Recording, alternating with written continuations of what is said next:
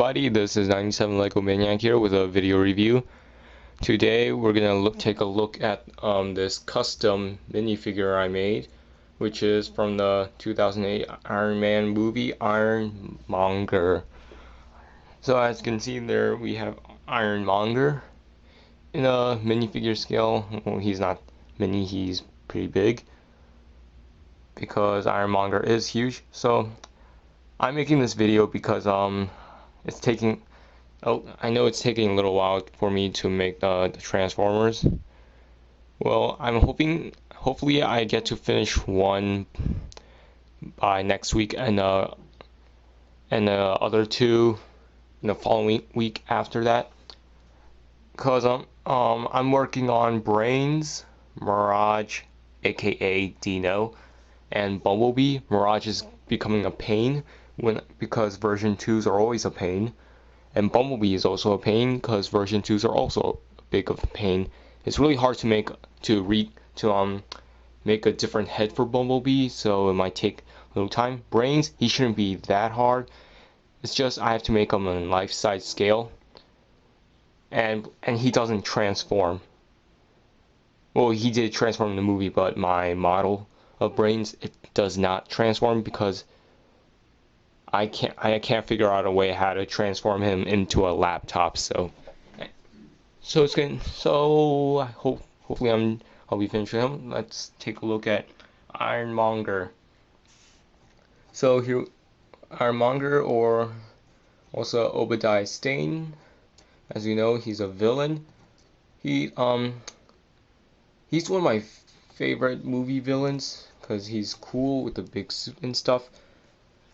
It kind of sucks that the Lego group didn't even made the rest of the Marvel minifigures like Whiplash. Well, I know there's custom versions, but it's not like everybody's gonna get them in stores. I mean, come on.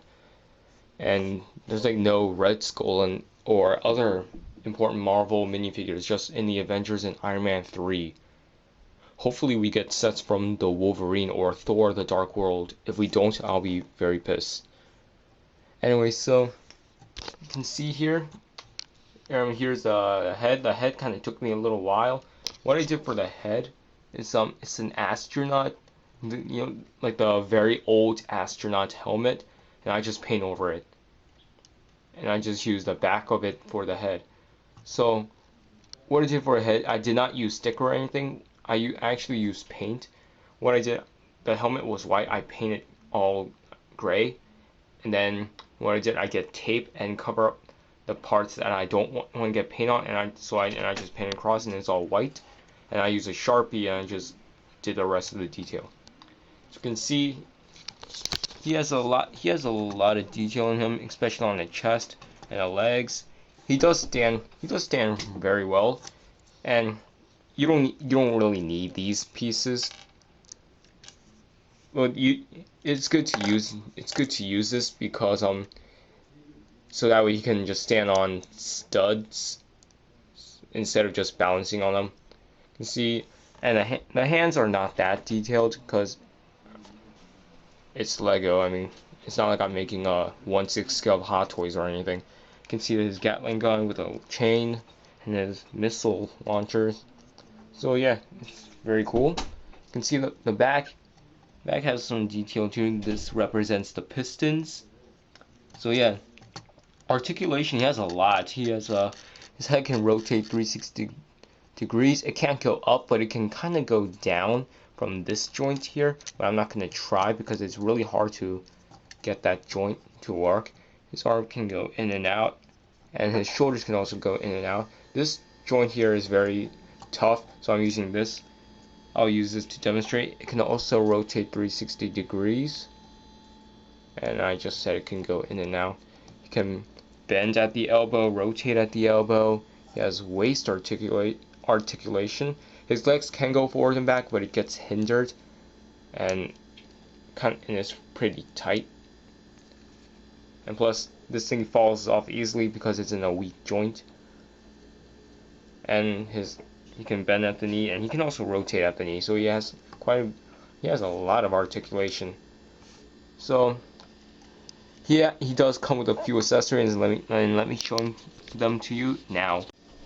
He comes with this missile launcher missile that he had in the movie. So yeah, you can see this one has a articulated joints, which I'll show you here. You just need to plug this in the back, and there you have him with a giant missile. So yeah, that's cool. And oh yeah, I forgot to tell you guys, I have a new table now. And this is really cool because you can actually fold this up and bring this thing to the side to help stabilize it. So yeah, that's pretty cool. For articulation on this thing, what it can do, you can go side to side. This joint here, you can go up and down that joint, in and out, and it can rotate like that. So he has a lot of articulation there too. Now the other accessory he has are these rocket boosters, which you can tab from his legs here. And one cool thing you can do, you can bring these parts down, just like in the movie, like his shin guards, whatever. They just collapse and they just cover the feet. So I try to recreate that. And let's tab the boosters back. And so there you can have them in this flying position. And also, you can take these. You have to take these off. These are just for supports if he's just standing on a stud brick or something. This one's hard to take off.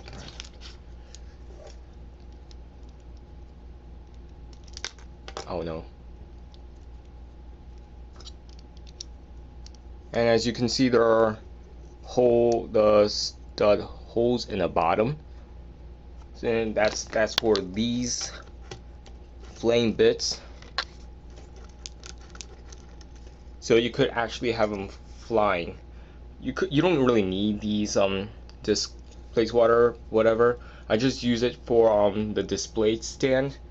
This will be his display stand. I gave like all of my display stands for my other minifigures, like my Avengers minifigures, for my minifigure collection. So I just gave them their own stand, and I'm gonna put an Iron Monger here, and I'm gonna have an Obadiah minifigure in front of it. So yeah, so that's his other accessory. But that's not all. He has one final accessory, and it's my favorite. He has an Obadiah Stane inside him. What you need to do, you just need to lift this up, and there you have Obadiah Stane. Well, actually, this is not Obadiah Stane. It's just a random minifigure head I put in there. I'll make a custom Obadiah Stane minifigure head later, and yep. So you can see it's just a head and a body. There's no arms. This is kind of ridiculous because the arms are way up here and it looks ridiculous, but there's nothing I could do because it's pretty hard to make. It's pretty hard to do all this, and yeah, especially for mini figures. So, and I guess we could do size comparisons. So here's this. So here's the size comparison between Ironmonger and the Mark 7 Iron Man. As you can see, Ironmonger, he's pretty big.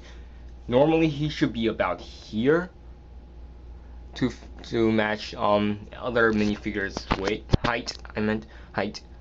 But it's pretty hard to make it in scale. So, but this is still okay. I mean, he is a big monster soup anyway. So that's pretty much it I have to say. Please be patient while I finish up the rest of the Dark Moon characters. Hopefully I could complete 3 of them this month and the rest on August, and I can talk to you guys about future plannings. And also I don't think most people listened to my previous video about the new YouTube intro with the news. Please watch those because they're pretty important. And I want to make a video about me trying getting about me, so you guys can know me better. So please ask questions in the comments below. Subscribe, and I'm out.